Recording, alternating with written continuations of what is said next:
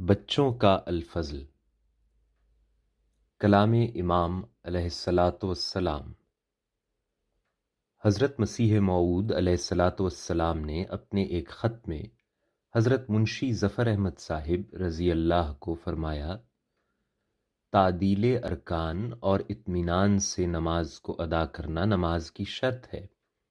جس قدر رکوع سجود آہستگی سے کیا جاوے وہی بہتر ہے۔ اسی طرح پر پڑھنے سے نماز میں لذت شروع ہو جاتی ہے۔ سو یہ بات بہت اچھی اور نہایت بہتر ہے کہ رکوع سجود بلکہ تمام ارکان نماز میں تعدیل و اطمینان اور آہستگی سے رعایت رکھی جاوے۔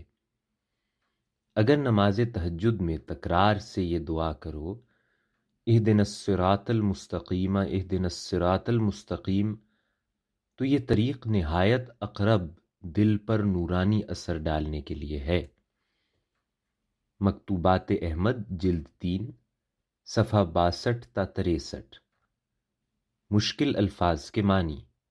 تعدیل ارکان، نماز کے ہر رکن یعنی ہر حصے کو انتہائی مناسب طریق پر اعتدال کے ساتھ ادا کرنا۔